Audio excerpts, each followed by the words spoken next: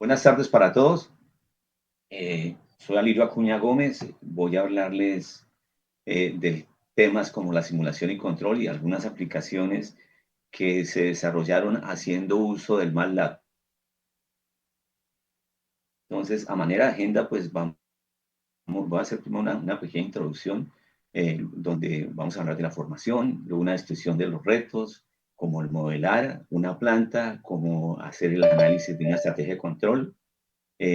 Vamos a hablar de cómo se utilizó el MATLAB, especialmente el Simulink, pues algunas de las rutinas de MATLAB que eran llamadas por las funciones de Simulink, para el desarrollo de modelos rigurosos basados en ecuaciones diferenciales, desarrollo de una estrategia de control para una estación de bombeo que pues se programó en Simulink y los resultados y lecciones aprendidas como verificación de resultados, falencias en la formación de ingenieros de control. A mí tengo una V en lugar de una F.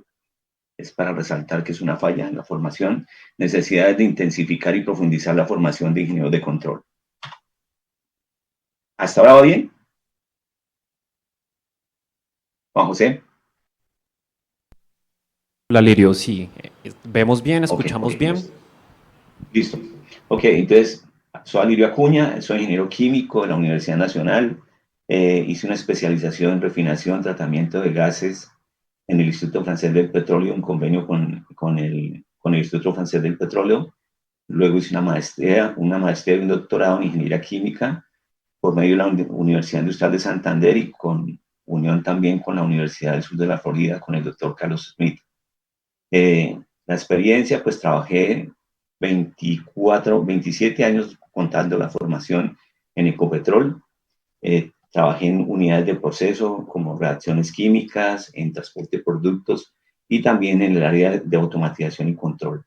Además, pues he sido profesor de algunas universidades como los Andes desde 2007 hasta el 2021, Javeriana, Jorge Tadeo Lozano. Eso básicamente. Entonces, lo que nos motiva a estos trabajos, pues, es hablar de la simulación y control y sobre todo, pues, en algunas aplicaciones de la industria del petróleo. Entonces, pero es importante antes de hablar sobre estos temas es como volver a la génesis. ¿Qué significa eso del control de procesos? ¿Qué es lo que uno normalmente para los ingenieros de control? Pues en la ingeniería de control hay preguntas que son fundamentales sobre qué es lo que debo controlar, si voy a utilizar lazos de control, en dónde los coloco. De acuerdo al diseño del proceso, cuando se diseñó el proceso se consideró que ese proceso iba a tener un control o solo se analizó desde el punto de vista de la ingeniería de proceso, porque hay diferencias grandes entre la ingeniería de proceso y la ingeniería de control. Cuando intentamos atacar esto desde los textos, la academia, pues realmente encuentra uno que la literatura no es muy amplia en estas respuestas a estas preguntas, porque pues tienen un enfoque que son diseñados algunos de estos son diseñados solo a los controladores y no como a un sistema de control completo. Además, pues también para facilitar el desarrollo de modelos, pues se utilizan algunos modelos que son idealizados, pues que realmente en la industria de procesos, pues algunas limitaciones se tienen cuando se idealizan los procesos.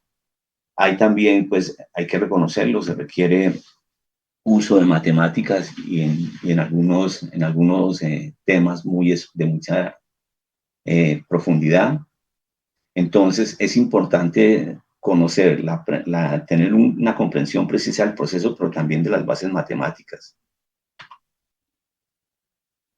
Dentro de la motivación, cuando nosotros hablamos de control de procesos, traigo esta diapositiva porque es una de las que el tema fue presentado por el doctor Carlos Smith, el autor del libro de prácticas de control automático de procesos, que pues también se utiliza mucho aquí en las universidades. Ese es el libro guía que yo, cuando doy mis cursos de control regulatorio, fundamento de control y control avanzado, ese es el libro guía, pues porque parte de la aplicación del proceso a los procesos industriales, el control del proceso desde el punto de vista del proceso. Entonces, cuando uno va a hablar de control de procesos, se genera una serie de preguntas. Una de ellas es, ¿qué es lo primero que debo hacer? Porque es una de las preguntas que le hicieron en ese panel al doctor Smith. Cuando voy a trabajar en control de procesos, ¿qué es lo que debo hacer? ¿Qué es lo primero que debo hacer? Le decía el doctor Smith, primero conocer el proceso, segundo conocer el proceso, tercero conocer el proceso, cuarto conocer el proceso, y por allá en el paso número 20, hablar de control, porque es que hay algo muy lógico en control. No se puede controlar lo que no se conoce. Entonces, es importante tener esa claridad. Nosotros, como no conocemos los procesos, algunas veces tratamos de analizarlos, ¿cierto? Algunos con modelos rigurosos, como algunos que están basados en balances de materia y energía, porque tratan de ir de la parte fáctica de cómo es que suceden los procesos, ¿cierto? Pero también hay una aproximación desde los resultados, y entonces tenemos cajas negras que relacionan información de entradas y salidas como regresiones, funciones de transferencia, redes neuronales, probablemente una inteligencia artificial, y hay una serie de metodologías que trabajan sobre esto. Entonces, cuando hablamos de los procesos, pues tenemos que tener en cuenta que hay reacciones químicas que son catalíticas, endotérmicas, exotérmicas, hay transferencia de masa, hay transferencia de energía, se presenta una serie de procesos como lechos fluidizados cuando hablamos de una unidad de ruptura catalítica. Hay que tener en cuenta la hidráulica, porque el catalizador viene en forma de polvo, pero se comporta como si fuera un líquido, un fluido que va de un reactor, de una vasija al otro, porque son dos reactores. Entonces, por ende, tenemos que hablar del flujo de fluidos, análisis del flujo de fluidos y también la termodinámica. Entonces, para tomar en cuenta uno de esos ejemplos, trabajamos con el proceso reformado de gas natural, ahorita que estaban hablando en la presentación anterior del hidrógeno. Nosotros, como en la medida que el crudo va entrando a la refinería, hay una serie de procesos en donde se van separando este crudo en diferentes partes que constituyen el petróleo. Nosotros le llamamos crudo, pero tiene diferentes componentes. Y a medida que se van dando separaciones, pues entonces la parte que no sale, que no se ha separado totalmente, tiene una deficiencia en hidrógeno. Por eso necesitamos generar hidrógeno en algunos de los procesos, como este reformado, para poder alimentar e hidrogenar toda la parte que se llama el crudo, que ya se ha empobrecido porque se le han quitado gases, gasolinas livianas, diésel. Entonces, para poder seguir trabajando con ese crudo necesitamos hidrogenarlo, y ese hidrógeno se obtiene, una de las vías, por ejemplo, con el reformado gas natural, ¿cierto? Se hace reaccionar con agua para producir monóxido en una primera reacción e hidrógeno. Eso es simplemente la producción de monóxido, y luego en un segundo paso, ese monóxido se vuelve oxidar para obtener el hidrógeno, más hidrógeno, pero también dióxido de carbono. Es uno de los procesos que llevamos a cabo. Entonces, para determinar cómo es que se va dando esta reacción, entonces empezamos a generar unos balances molares de los componentes, en este caso el metano, y entonces lo que tenemos en cuenta son una ecuación diferencial que nos relaciona lo que entró a un elemento diferencial menos lo que sale, más lo que se acumula, o sea, en el caso de que se acumule o que se forme, en este caso sean reacciones químicas. Y también, pues, para el balance del CO2, de la misma forma se plantea una ecuación diferencial. Como estamos haciendo un modelo de todo el proceso, pues este proceso es endotérmico, necesitamos darle energía para que esa agua con hidrógeno reaccione y nos forme el monóxido más hidrógeno, y luego ese monóxido se ha oxidado a dióxido de carbono más hidrógeno. Entonces también tenemos que efectuar un balance de energía del proceso. Y para ello generamos un volumen de control dentro del cual se establece un balance de energía diferencial, en donde la energía, en este caso la entalpía, que entra, que la que sale menos la que entra, menos todo lo que se consumió o lo que se generó, lo que recibió, el calor que recibió, viene representado por una ecuación diferencial. Además, también tenemos que tener en cuenta que hay también intercambio de calor entre el tubo. Estas reacciones que estamos hablando acá para producir monóxido se llevan a cabo dentro de un tubo reactor, pero ese tubo reactor también tiene que intercambiar calor con el exterior del tubo, que es donde se genera la combustión de un gas natural o de combustible, puede ser diferentes combustibles, para darle la energía que necesita el proceso, porque el proceso es endotérmico.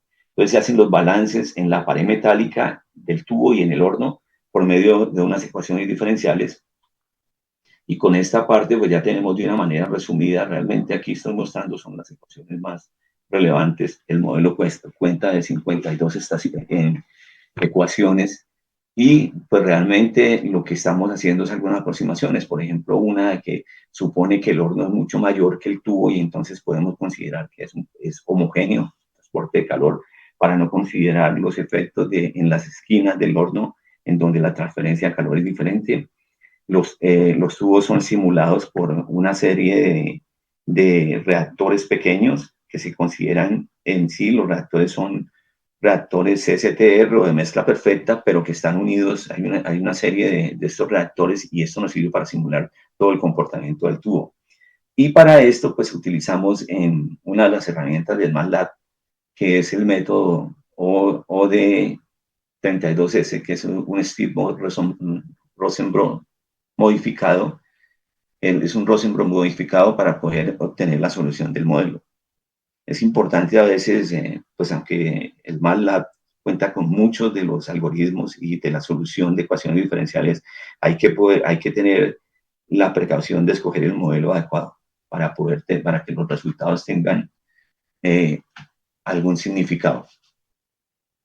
Utilizando el Simulink de MATLAB y aprovechando todo lo que son pues, bloques que se configuran de una forma visual, hace mucho más sencillo la explicación y el entendimiento de cómo es que se simula estos reactores, en este caso este reactor de reformado catalítico de gas natural. Entonces, tratamos de construir como un símil de lo que el operador ve en la pantalla, en donde vemos entonces los flujos de gas natural, que es el que se quema, que es el que va a reaccionar con el vapor, y también un combustible, en este caso pues puede ser ACPM o puede ser cualquier otro producto, incluso el mismo gas natural que es propano butano se puede utilizar para generar el calor que requiere la reacción para poder obtener hidrógeno y monóxido o dióxido de carbono. Entonces, esto es lo que sucede en este horno industrial. Y nosotros vemos que cada uno, como el horno se compone de muchos tubos, cada uno de los tubos se simula de esta forma. Una sección que es un reactor CSTR, la salida de lo que sucede en ese reactor se comunica, y nos dimos cuenta que con 8 secciones de reactor de mezcla perfecta pudimos simular todo lo que sucede en los tubos. Y de esa forma entonces pudimos obtener entonces un balance de masa molar para cada uno de los componentes y también un balance de energía. Esto estamos representando aquí los dos balances y cómo es que interactúan la información que entra a los reactores y lo que sale ya como producto de la reacción, determinando la conversión que se genera en cada paso de la reacción. Estos son bloques internos que nos permiten también, estos bloques pues fueron desarrollados por nosotros y lo que hace es que dentro de cada uno de estos bloques hay una serie de cálculos para poder resolver las ecuaciones. Para este caso, lo importante es, bueno, ya tenemos simulado un reactor, pero bueno, ese reactor tiene algo que ver con la realidad. Entonces, pues para ello hicimos una prueba en planta y determinamos todos los resultados y luego los graficamos y aquí tenemos una gráfica que nos representa el modelo, que es la línea continua, y la línea es continua y los datos de planta, que es la línea continua. Pero lo que tenemos es que realmente el modelo en cuanto a las tendencias hacia cómo se da la reacción, qué es lo que sucede dentro del horno, ese modelo pues digamos que sí nos sirve para tener como lo que llaman ellos un gemelo digital del horno, que se llama en algún lado, un gemelo digital del horno. Entonces es importante considerar primero pues que si reproduce se puede corroborar que realmente los resultados de ese modelo fueron adecuados. Y aquí en esta parte solo hablamos del modelo que se desarrolló y la verificación con datos industriales. ¿Por qué es importante esto de la verificación industrial? Y yo precisamente hacía antes una pregunta con respecto al escalado de los datos. Nosotros a veces tenemos plantas piloto, pues nosotros en Ecopetrol teníamos en el ICP plantas piloto, pero lo que se hace a a nivel piloto, es una escala pequeña. Por lo que sucede a nivel industrial es diferente. Por ejemplo, hay efectos de pared que en un modelo, en un prototipo, tienen bastante efecto, pero que ya en una planta industrial no esos efectos, sobre todo lo que tiene que ver con la transferencia de calor, pues realmente no son tan importantes. Entonces hay que definir toda una estrategia para modelar un proceso, para hacer un prototipo, pero luego para escalar a datos industriales. En la medida que las dimensiones del prototipo son muy parecidas a las de la planta industrial, pues es mucho más sencillo el escalado porque es casi siempre uno a uno. Pero en la medida que es mucho más pequeño el prototipo, las, la, las, la correlación entre los datos de un modelo, de un prototipo con un reactor industrial pueden cambiar bastante. De hecho, hay una serie de factores que hay basados como números adimensionales, como simplemente los que tienen que ver con la cinética, como el número de Reynolds, pues realmente cambia bastante. Entonces hay que considerar eso siempre en los modelos, sobre todo porque nos ha pasado mucho con datos de la industria, de la academia de la industria y de algunas empresas que se han especializado en hacer modelos. Es importante también parametrizar y sintonizar un modelo. Parametrizar es que yo utilizo los datos de mi modelo, de mi reactor, como son físicamente, pero la otra cosa es sintonizar. Sintonizar tiene que ver, por ejemplo, con cómo selecciono los modelos termodinámicos. Si voy a utilizar una ecuación de estado de Penn-Robinson, o puedo utilizar una ecuación mucho más compleja, o simplemente una ecuación de gases ideales para poder determinar la termodinámica del proceso. Eso hay que considerarlo para que realmente los resultados tengan sentido. Desde el punto de vista de lo que sucede en sistemas de transporte, pues tenemos transferencia de más energía. Hay también que considerar todo el análisis hidráulico, el flujo de fluidos y la termodinámica.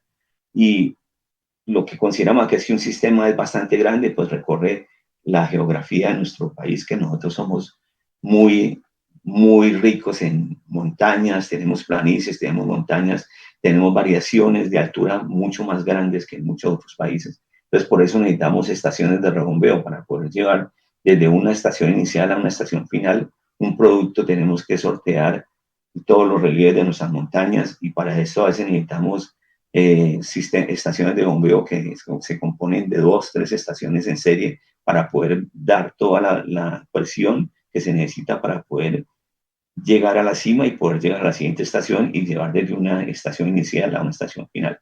Algo que sucede en nosotros y que se habló algo ahorita en la presentación pasada, en lo del empaquetamiento. Nosotros resulta que no tenemos tubos dedicados. Nosotros llevamos gasolina, gas natural, diésel. Entonces, esto se hace con interfaces. Entonces, inicialmente sale la interfase aquí. Aquí hay un producto, aquí hay otro. Con la medida que se va transportando los fluidos dentro del tubo, esas interfaces van creciendo.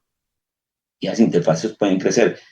¿Qué sucede? Que cuando a veces hubo un paro en esta estación, porque una bomba se salió, porque hubo un problema, pues todo esto, lo que hay en el tubo, se comienza a mezclar. Entonces se pierde calidad de producto, porque realmente uno de los productos es más costoso que el otro, pero en esta mezcla que hay aquí, pues realmente ni es uno ni es otro. Realmente lo que se hace es realizarla con el producto más pequeño o sacar esa interfaz en un tanque y poderla suministrar dosificadamente en la línea de producción. Eso va a afectar económicamente la economía de la empresa. ¿Qué tenemos en las estaciones de bombeo? Tenemos una estación que puede ser inicial, como por ejemplo campos de refinería, y que van a llegar luego a una estación terminal, pero también podemos tener una estación intermedia. Muchos de los productos salen de la refinería Barranca, llegan a Honda, llegan a La Dorada, y que ahí hay que entregar parte del producto. Entonces y el resto sigue para Bogotá, sigue a través de Guaduero, Villeta, llega a Bogotá. Entonces es las situaciones que se dan. Esto lo que hace es que pues las interacciones que sucedan acá van a afectar este producto, así como la entrega que también se hace acá. Entonces la dinámica de ese proceso es bastante compleja por las situaciones que se dan. Desde el punto de vista de analizar la estrategia de control, pues normalmente las estaciones de bombeo pueden tener bombas en serie, pero realmente lo que se controla es una presión en la succión y tiene que ver con garantizar que el líquido que hay en este tubo, en este tanque, no se vaya a gasificar, porque entonces entraría vapor a la bomba y tenemos un problema de cavitación. Tenemos que controlar la presión de descarga, pues para garantizar la resistencia mecánica a los ductos, pero también, mientras estemos trabajando por encima de la presión de succión y por debajo de la presión de descarga, realmente la variable importante es el flujo, que es la razón y la economía de ese proceso. A nosotros nos pagan es por transportar barriles por los tubos. Entonces, esto lo hacemos mediante una estrategia de control que tiene un sobremando de presión, presión de succión y flujo y descarga, ¿cierto? Cuando tenemos variables de velocidad, pueden ser mecánicos, entonces tenemos una cascada, que cualquiera de estos controladores, que son los máster succión, flujo, descarga, van a controlar, van a mandarle el set point o la señal en que las RPM deben estar para que las bombas trabajen bien. Cuando tenemos bombas que utilizan variables mecánicos, nosotros todavía tenemos, en algunas de las aplicaciones tenemos variables mecánicas.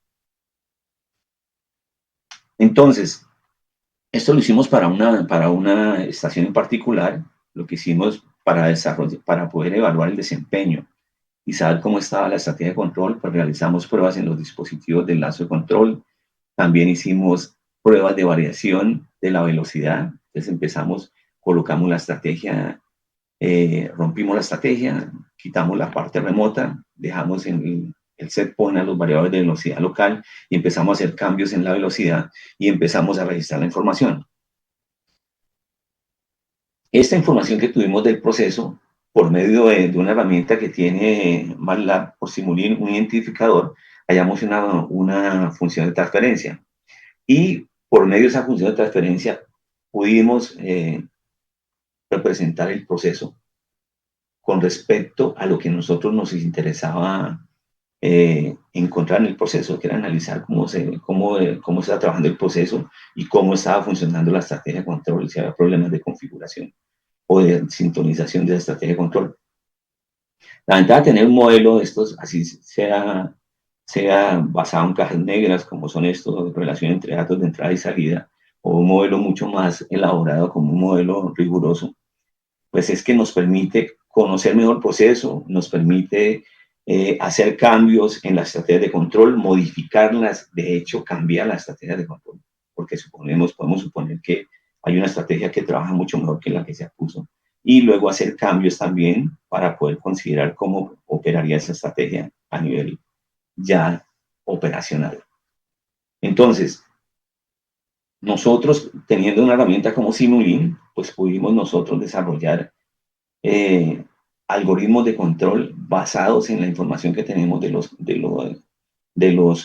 sistemas de control que tenemos, de los DCS o sistemas de control que tenemos, para poder aproximarnos mucho más a cómo es que realmente funciona la estrategia de control. Nosotros tenemos en Simulink, tenemos unos bloques que son PID, pero pues que pueden ser muy básicos. Aquí podemos configurar bloques de control que tengan que ver opciones de tracking o tracking a la variable, tracking cuando tenemos una estrategia de control en cascada. Tenemos muchas más consideraciones, además porque también necesitábamos configurar unos índices para poder determinar cómo es que las funciones de transferencia, cómo es que las estrategias de control nos estaban dando los mejores o peores resultados. La estrategia de control ya lo hemos dicho, es un sobremando de presión de succión, de flujo y de descarga en cascada con un variador de velocidad. Cuando tenemos estas cascadas a los controladores primarios, también se les denomina máster, a los controladores secundarios, en este caso el valor de velocidad se les denomina esclavo secundario, pero pueden haber también relación en 3 estados de la cascada. Entonces, cuando ya utilizan controladores, sistemas de control que utilizan una cascada de 3 niveles, pues ya no podemos utilizar máster y esclavos, sino primarios, secundarios y terciarios. En algunas aplicaciones, como por ejemplo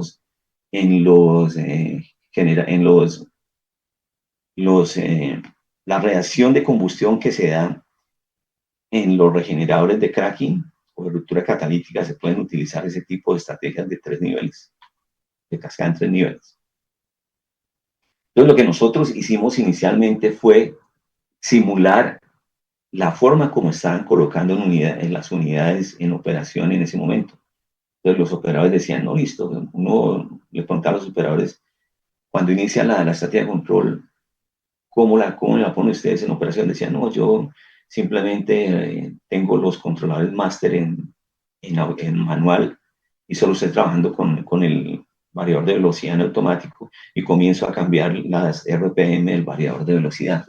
Y entonces hago un cambio que se estabilice y entonces hago otro cambio aquí. Dependiendo del operador hacía esta entrada en 3 o 4 pasos y a diferentes niveles. Unos comenzaban en 1000, otros en 1500. Hay que considerar que cuando son variadores mecánicos y en especial todos, hay una etapa cuando va a entrar en operación el variador o la bomba, en donde tiene que pasar rápidamente porque si no empezamos a tener una serie de descompensaciones mecánicas. Entonces, eso hay que hacerlo de una manera rápida, pero pues ojalá que todo, que se pueda estandarizar. Una de las cosas que nosotros hicimos fue, pudimos establecer una forma que era una ecuación en tiempo real que nos permitía acoplar las unidades de una manera mucho más, un crecimiento más progresivo, pero también que hacía que los variadores de velocidad sufrieran menos. Es lo que nosotros, esta parte, las gráficas que tenemos incremento por ecuación y el otro incremento por escalón, primero lo simulamos con los datos que obtuvimos en Simulink, pero luego tuvimos la oportunidad de hacer las modificaciones en la estrategia de control de la planta real y esto facilitó la operación en línea del SCADA, porque a veces pues el sistema SCADA es control supervisorio y adquisición de datos, pero muchas veces cuando la estrategia de control no funciona bien en supervisorio, solo tenemos la adquisición de datos y realmente el objetivo de un SCADA es que se pueda operar remotamente cualquier proceso. Bueno, listo, entonces cuando ya logramos tener este comportamiento con una ecuación, pues vemos que entonces los sobresaltos que se estaban dando, en este caso en la velocidad, que es la línea amarilla, en la presión de succión, que es la línea magenta, y la presión de descarga, que es la línea azul, esta línea azul, pues los cambios fueron mucho más suaves. Entonces eso hace que el variador de velocidad no esté trabajando de una manera tan forzada y entonces no haya que hacer reparaciones con mayor frecuencia. Nosotros definimos algunas de los índices para saber si una estrategia es mejor o no. Uno es el IAE, la integral ponderada, que básicamente es el área bajo la curva. ¿Cuál área bajo qué curva? La diferencia que hay entre el set point y la variable controlada. Y aquí lo que vemos, pues aquí hay mayores áreas comparado con esta que hay acá. Entonces, pues obviamente el IAE, cuando se hizo por ecuación, se disminuyó de 9.319 a 5.411. Nosotros, a manera de algo nuevo que se hizo en las tesis de doctorado y en las tesis de maestría, definimos un nuevo índice que se llama el CENI. Básicamente es un índice que nos dice qué tan rápido se estabilizan las variables. Entonces, lo que vemos es que cuando estamos haciendo acople por ecuación, el CENI es mayor, ¿cierto? Para la velocidad, para la succión, para el flujo, para descarga. Estos son los variables, estos son los controladores de velocidad. A cada controlador se le midieron esos índices. Entonces, inicialmente en los dos procedimientos, los controladores máster estaban en manual, que es obviamente, se debe hacer normalmente cuando se ha colocado una estrategia de control en automático. Primero los máster o los primarios tienen que estar en manual. El controlador esclavo tiene que estar en manual, luego lo que hace es uno cerrar, colocarlo en automático, pero el set point lo va a colocar de manera local a remoto y luego tiene que colocar en automático los máster. Esto parece que es una situación sencilla, pero realmente muchos de los problemas que uno encuentra en la industria es que están mal configurados los controladores en cascada. Entonces, lo que estábamos mencionando antes, que cuando hay mayor esfuerzo o mayores diferencias o mayores valores de estos IAE, significa que los variadores hacen mayor esfuerzo. Esto contribuye a que los productos en la línea se mezclen, porque ya habíamos dicho que nosotros no tenemos líneas dedicadas, sino que por la misma línea transportamos diferentes productos, gas natural, gasolina, diésel, nafta, por eso se llaman poliductos. Y pues esto pues, va a conllevar en un mayor consumo de energía. Algunas de las conclusiones es que los modelos pues, reproducen el comportamiento dinámico de la unidad. Los modelos son útiles para analizar diferentes estrategias de control que permitan reducir la interacción entre lazos de control, mejorar la seguridad, la calidad de los productos y la rentabilidad del proceso. Ahora aquí vamos a hablar en algo que tiene que ver con las lecciones aprendidas, pero también cómo hacia orientarnos hacia dónde es que vamos. El área del control automático de procesos, primero, es un área multidisciplinaria. Nosotros tenemos ingenieros, dependiendo del campo específico del proceso, tenemos ingenieros mecánicos, ingenieros químicos, ingenieros eléctricos, ingenieros de sistemas, ingenieros civiles, dependiendo de la especialidad que nosotros tengamos. Entonces, para el área nuestra, pues nosotros la parte de todo lo que es el oil and gas, pues en esta área más que todo, y eso fue algo que nos tocó llegar a cambiar, no había ingenieros de proceso. Los que diseñaban estos sistemas pues eran otros ingenieros, pero no había ingenieros de proceso. Entonces empezamos a cambiar y a formar grupos de control. No solo en la parte de adultos, sino también en la refinería nosotros empezamos a armar grupos de control. ¿Y qué nos hemos dado cuenta? Con los cursos que nosotros tenemos en las universidades a nivel de pregrado, pues abarcamos lo que son a veces lo que tiene que ver con los fundamentos de control, un control de flujo, un control de presión, un control de velocidad, y que esto es lo que está relacionado con las válvulas de control y con variadores de velocidad como elemento final de control. Un lazo también puede ser un elemento final de control. Pero realmente algunas de las estrategias que son como algunos cálculos simples, como cascadas, como control por relación, a veces los cursos de pregrado no alcanzan a tocar esto, porque primero hay que hacer una revisión de las matemáticas que se requieren para la parte de control, y eso le toma uno tiempo. Entonces, a nivel de posgrado, ya cuando son maestrías o algunas especializaciones, pues alcanza uno a cobijar, ¿no? Reforzar los dos primeros escalones, que es el control regulatorio y el control regulatorio avanzado, y adentrarse en algo de lo que tiene que ver control con restricciones. Entonces, por ejemplo, los overrides son unos controladores con restricciones, pero hay otra serie de controladores que requieren un poco más de conocimiento para poderlos configurar, estrategia de control. Todo esto se requiere en la industria del oil and gas. Cuando ya pasamos de esta parte, que es lo de posgrado, entonces viene una parte que es bien interesante. Esto ya ha cambiado. Yo estoy haciendo la lectura de hace 5 años, más o menos, pues hasta donde yo hace 1 año y medio no estoy dando clases, no estoy dando control. Entonces estoy en sabático largo. Entonces, lo que uno ve es que, por ejemplo, este tipo de controladores, que son los controladores que tienen compensación por tiempo muerto.